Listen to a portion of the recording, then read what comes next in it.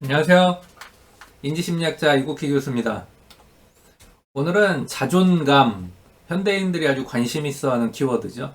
자존감에 대해서 살펴볼 거고요. 나를 수용하고 존중한다는 것이라는 부제목을 가지고 여러분들에게 이야기를 들려드리도록 하겠습니다. 제가 이제 대학 교수다 보니까 20대 대학생들, 학부생들하고 상담을 할 기회가 많아요. 근데 이제 상담하다 보면은 자존감이라는 말을 많이 듣게 됩니다. 근데 이렇게 좋은 쪽으로 듣는 경우는 좀 드물고요. 상담하러 올 때는 이제 아무래도 자존감이 떨어져서 올 테니까. 예. 그래서 이런 식이에요. 교수님, 제가 자존감이 낮은데 어떻게 해야 높일 수 있나요? 뭐 이런 식이죠. 또 제가 10대 청소년들을 대상으로 이야기할 경우 기회를 얻을 때도 있는데 이 청소년들도 이 자존감이 좀 낮은 경우들이 많아요. 그래서 또 특별히 자기의 장점과 단점을 써봐라 이렇게 했을 때 자기의 단점을 10대들이 이제 쓰게 되거든요. 근데 이제 10대들이 자기의 단점을 쓸 때 이 어떤 걸 많이 쓰냐? 또 제 개인적으로 10대들의 어떤 단점 리스트에서 가장 많이 확인한 게 뭐냐? 저는 자존감이 낮아요. 이런 얘기입니다. 30대 정도의 이제 뭐 대학원생들에게서도 사실 많이 들어요. 예를 들면 이제 대학원생들은 지도 교수님이 있잖아요. 뭐 석사도 그렇고 박사도 그렇고 지도 교수님이 있는데 지도 교수님하고 미팅을 하고 나오면은 아우 자존감이 바닥을 친다는 거예요. 그러니까 막 여러 가지 지적을 받았다는 거죠. 예. 그리고 이런 개인적인 관찰 결과들을 종합해 보면은 아무튼 뭐 한 10대 후반의 청소년들, 그다음에 20대 대학생들, 30대 이 대학원생들, 또 뭐 직장 이제 들어가서 사회 초년생이겠죠.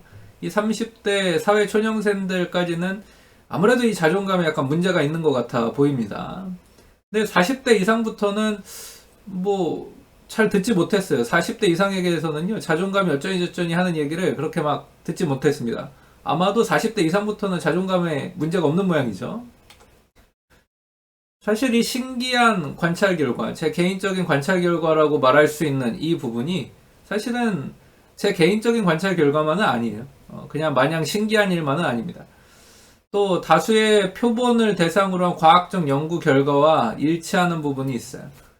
행복 과학 분야에서 굉장히 유명한 연구 결과이자 또 문화권에 관계없이 반복 관찰되고 있는 결과인데 바로 행복의 U자형 생애주기 곡선이라는 겁니다.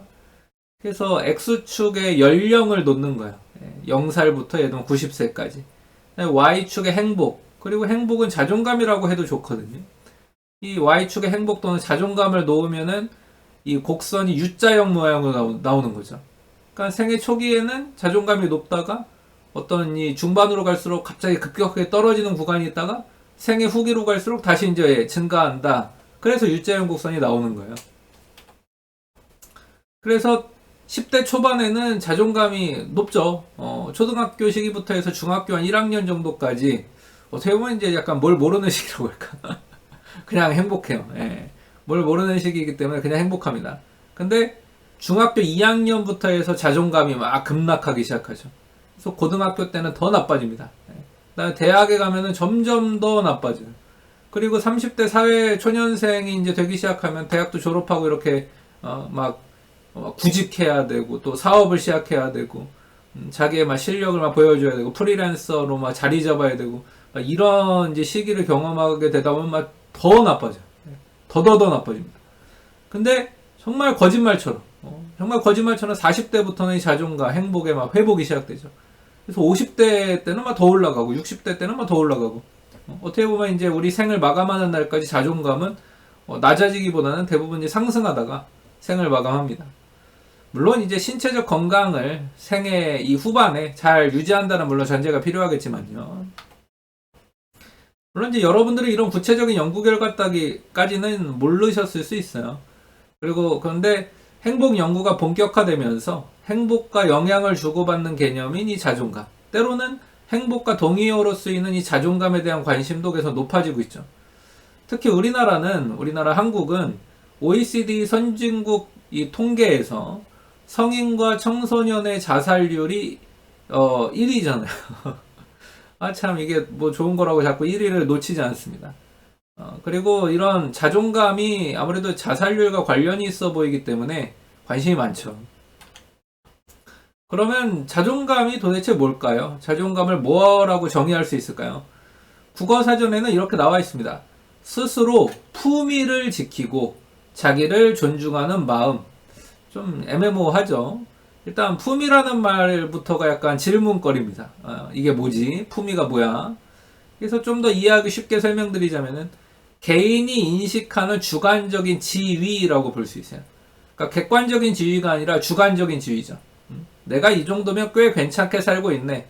그 뜻이에요. 내가 이 정도면 품위를 지키고 있네. 그거죠. 내가 이 정도면 괜찮게 살고 있어. 이퀄? 내가 이 정도면 품위를 지키고 살고 있어.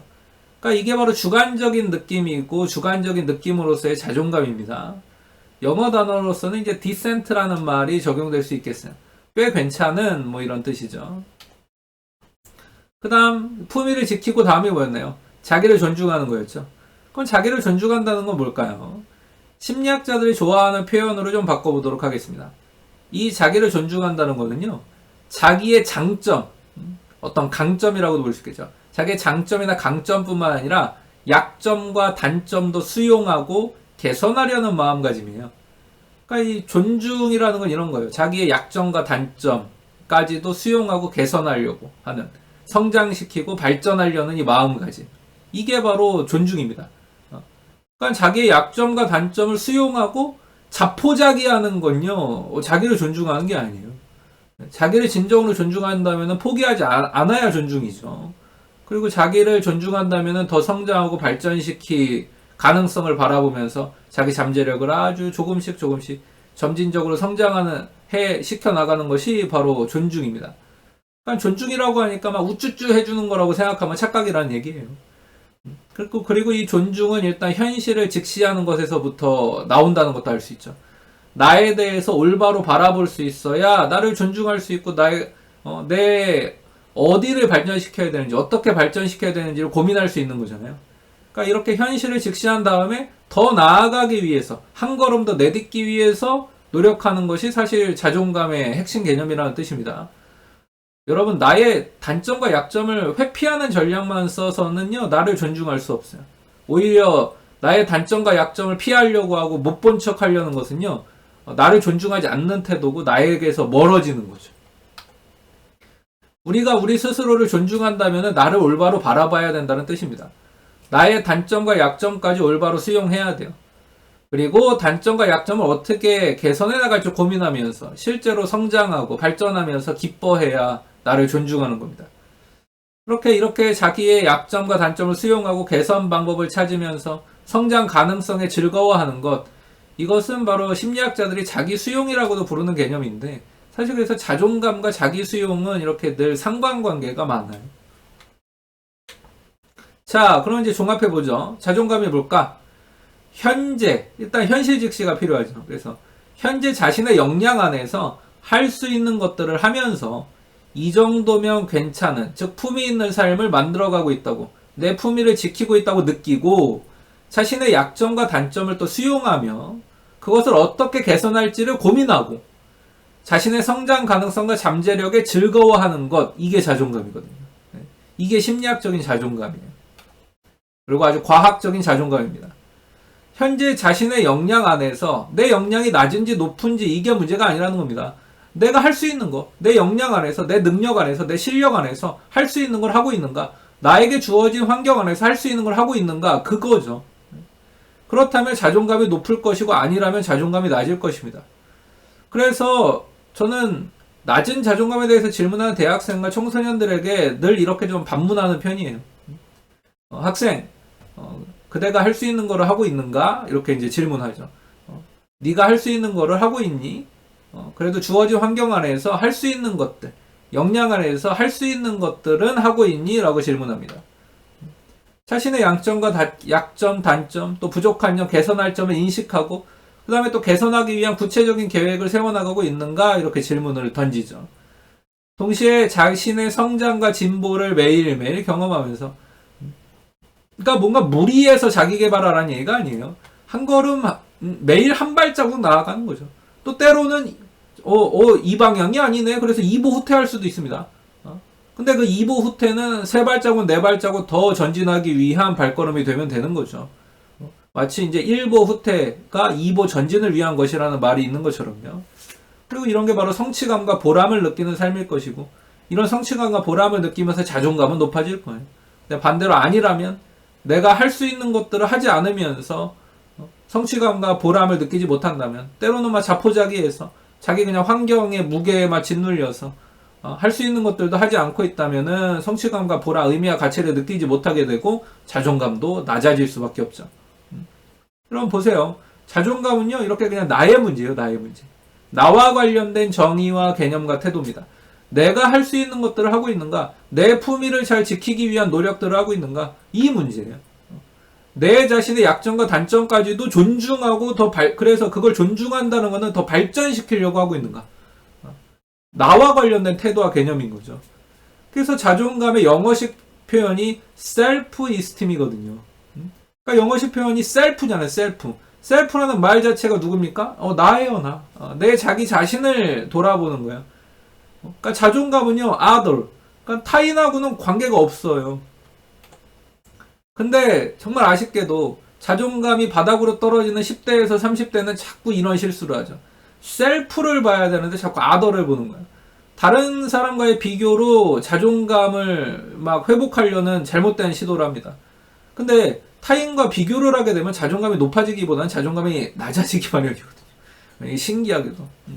그래서 자존감은 다시 정의해야 돼요, 자존감을. 자존감은 그 정의부터 타인과 별 관련이 없고 타인과 비교하는 이런 요소가 끼어들 여지가 원래 없는 말이라는 거. 자존감은요, 나를 정의해야 되고 나를 올바로 봐야 되고 타인과 관계없이 내 역량으로 할 수 있는 걸 해야 높아지는 거라는 거를 알아야 되는 거죠. 타인과 관계없이 내 성장 가능성을 보고 실제로 성장해야 높아지는 것이 자존감이거든요. 자신을 올바로 보면서 성장 가능성을 인식하는 것, 그리고 마침내 한 걸음 한 걸음 나아가는 것, 높은 자존감의 비결은 바로 여기에 있습니다. 네, 이렇게 오늘은 자존감에 대해서 한번 살펴봤습니다. 지금까지 인지심리학자 이국희 교수였습니다. 감사합니다.